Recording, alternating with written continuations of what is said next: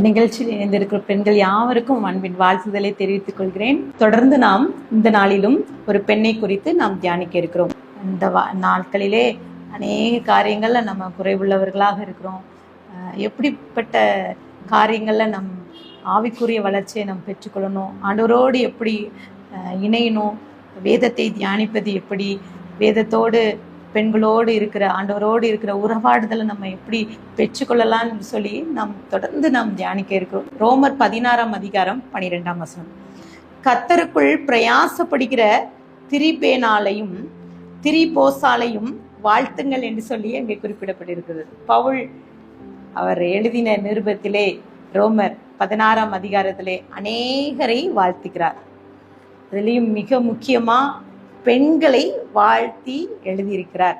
அதில் முதலாவது பிபேயாளை வாழ்த்துகிறார், அடுத்து ஆக்கிலால் பிரிஸ்கிலாலை வாழ்த்துகிறார். இப்படி அநேக பெண்களை அவர் வாழ்த்துகிறார். பெண்கள் நிறைய பேரை வாழ்த்துகிறார். அதில் இன்றைக்கு திரிபேனால் திரிபோசால் 2 பெண்களை அவர் வாழ்த்துகிறார். திரிபேனால் திரிபோசால். அப்போ இவர்கள் 2 பேருடைய பெயர்களை நீங்கள் கவனித்து பார்த்தீர்கள் என்றால் பெயர்கள் 2ம் ஒற்றுமையா இருக்கிறது. இதை வரலாற்று ஆராய்ச்சியாளர்கள் என்ன சொல்றாங்கன்னா, இவர்கள் 2 பேரும் ஒரு இரட்டையர்களாக இருக்கலாம் என்று சொல்றாங்க. ஏனால் பவுல் சொல்லும் போது 2 பேரையும் இணைந்தே சொல்கிறார்.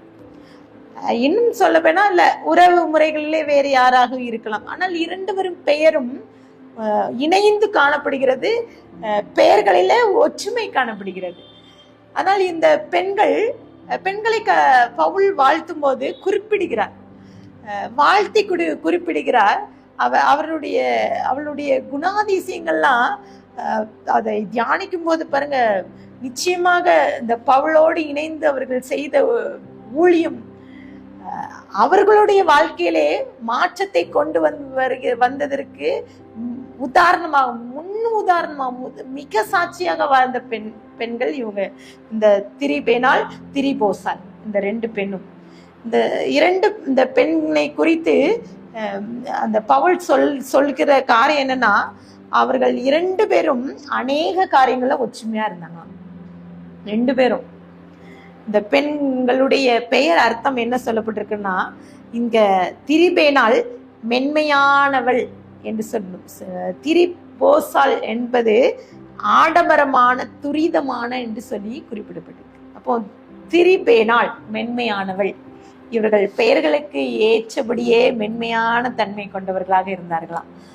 இன்னும் குறிப்பிட்டு சொல்ல போட்டுருன்னா, அவர்கள் அந்த ரோமாபுரியில பாருங்க ஆடம்பர வாழ்க்கை வாழ்ந்த அநேகர் இருந்தாங்க, அநேக பெண்கள் இருந்தாங்க. வசதி வாய்ப்பு நிறைந்த அந்த பகுதியில் வாழ்ந்த இந்த பெண்கள் தங்கள் வாழ்க்கையிலே ஆண்டவரை ஏற்றுக்கொள்றாங்க. அப்ப அவர்களுக்குள்ள மாற்றம் வருது. அவர்கள் பேருக்கு ஏற்றபடியே மாறுகிறார்கள், மென்மையா மாறிட்டாங்க. இதற்கெல்லாம் மிக முக்கிய காரணம் யாருன்னா பவுல். அவர்கள் பவுலை பார்க்கிறார்கள். அப்போ ரோமாபுரியில வந்திருக்கிற அந்த பவுல், அவருடைய குணாதிசயம் முதல்ல அந்த பெண்கள் பவுலை பார்க்கும்போது அவருடைய மூர்க்க காரியங்கள், அவர் செய்யற காரியங்கள் எல்லாம் கவனித்த அந்த பெண்கள், பவுலிடம் ஏற்பட்ட மாற்றம் இந்த 2 பெண்களிடமும் மாற்றத்தை கொண்டு வருகிறது. பாருங்க, அவர்கள் மிகவும் மென்மையாக மாறிவிட்டார்கள். இவர்களை பற்றி குறிப்பிட்டு சொன்ன காரியம்னா, இவர்கள் ரோம அரண்மனையிலே வேலை செய்த பெண்மணிகள் என்று சொல்றாங்க. ரோம அரண்மனையிலே சென்று அங்கே வேலை செய்யும் அநேகருக்கு இயேசுவை குறித்து சொல்கிறார்கள். இதெல்லாம் அநேகர் ரட்சிக்கப்படுறாங்க, அநேகர் ஆண்டவரை ஏற்றுக்கொண்டிருப்பதாக சொல்லப்படுகிறது. இந்த வரலாற்று ஆராய்ச்சியாளர்கள் இவர்கள் பின்னணியை குறித்து சொன்ன காரியம் மிக சுவாரஸ்யமான காரியம் என்னன்னா, இவர்கள் கல்லறையில எழுதப்பட்ட ஒரு வாசகம், மிக குறிப்பிடப்பட்ட ஒரு வாசகம்.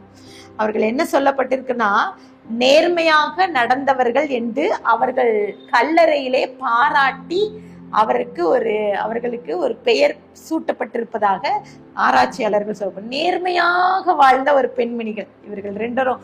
ரோம ராஜ்யத்திலே அரண்மனையிலே வேலை செய்யும் போது நேர்மையாக வாழ்ந்தவர்களாம்.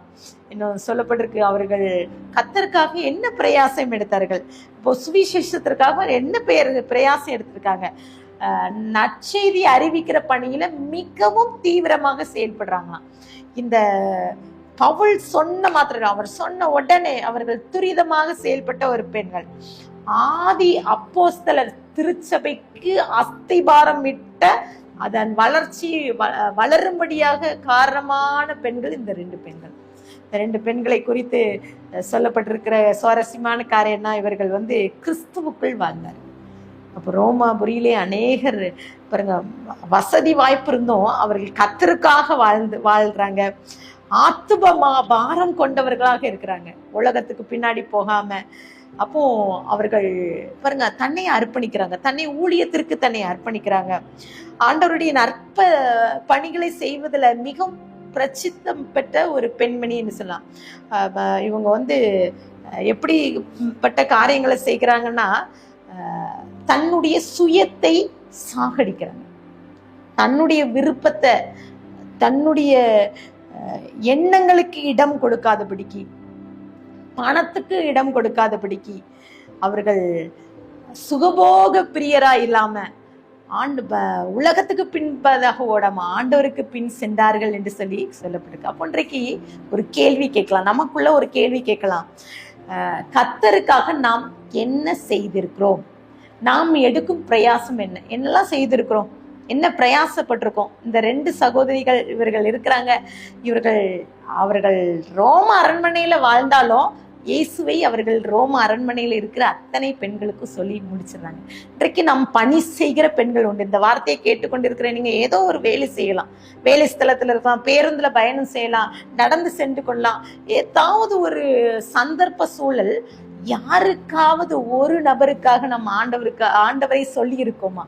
இந்த 2 பேரையும் பவுல் வாழ்த்துவதற்கு மிக முக்கிய காரணம், பவுல் சொல்ல முடியாத ஒருவேளை சுவிசேஷத்தை கூட இவர்கள் ரோம அரண்மனைக்கு போய் சொல்றாங்க. அந்த அளவுக்கு அவர்கள் வல்லமை வாய்ந்த ஒரு மிக முக்கிய ஊழியக்காரர்களாக இருக்கிறாங்க. காரணம், அவர்கள் தங்களை ஆண்டவருக்காக அர்ப்பணிக்கிறார்கள். இன்றைக்கு நம்ம எல்லாரும் அர்ப்பணிக்கலாமா ஆண்டவர்கிட்ட? இன்றைக்கு அநேகரை கவனிச்சு பாருங்க, பணக்கார மனிதர்களை பார்த்துக்க, அநேக ஐஸ்வர்யமா இருக்காங்க, ஆனா நிறைய பணம் இருந்தும் ஏழைகளாக இருக்கிற ஏழைகளை பார்த்து, பணக்கார ஏழைகள், பணம் இருக்கும் ஏழைகள் பாருங்க. ஆண்டருக்காக ஒரு 10 ரூபாய் கூட கொடுக்கறதுக்கு தயாரா இல்லாத மனிதர்கள் உண்டு. ஆனால் சில பேருங்க ஏழையா இருப்பாங்க, பணக்காரா இருப்பாங்க, ஆண்டருக்கு கொடுக்கறதுல முந்தி கொடுப்பாங்க. வேதத்துல சொல்லப்பட்டிருக்கலாம், அந்த ஏழை பெண் அவள் இருக்கிறத தன்ட்ட இருக்கிற எல்லாத்தையும் கொடுத்தாள். இன்றைக்கு ஆண்டர்கிட்ட அர்ப்பணிக்கலாமா? ஆண்டரை என்ன நான் அர்ப்பணிக்கிறேன், என் வாழ்க்கையை நான் அர்ப்பணிக்கிறேன்னு சொல்லிட்டு ஒரு அழகான ஒரு பாடல் எல்லாரும் இணைந்து பாடலாமா? எல்லாரும் இணைந்து. என்னை உண்மையுள்ளவன் என் நம்பி இந்த ஊழியத்தை நீ கொடுத்தீ, கவனமாய் நான் நிறைவேற்றனுமே. என்னை உண்மையுள்ளவன் எண்ணி இந்த ஊழியத்தை நீ கொடுத்தீ, கவனமாக நிறைவேற்றனுமே. மாம்சங்கள் சாகணுமே, என் சுயம் சாகணுமே, ஊழியம் செய்யணுமே, சாட்சியாய் வாழணுமே. ஆண்டவர்கிட்ட ஒப்பு கொடுக்கலாமா? ஆண்டவரே, நான் உண்மை உள்ளவனாக கர்த்தர் நம்மை அழைத்திருக்கிறார், நான் சாட்சியாக வாழணும் ஆண்டவருக்காக. இன்னும் நம்மளுடைய சுயம் சாகணும். இந்த 2 சகோதரிகள் தங்களெல்லாம் விட்டுட்டு, ஆஸ்தி எல்லாம், சொந்த காரியத்தை விட்டுட்டு ஆண்டவருக்காக உழைத்தது போல ஆண்டவர்கிட்ட இன்னைக்கு அர்ப்பணித்து ஜெபிக்கலாம். கண்களை முடிச்சு. அன்பின் பிதாவே, இந்த வார்த்தையை கேட்டுக்கொண்டிருக்கிற ஒவ்வொருவரோடு பேசியிருக்கீங்க. நாங்களும் கூட இசப்பா அந்த 2 சகோதரிகளை போல நாங்களும் எங்களை அர்ப்பணிக்கிறோம் அப்பா.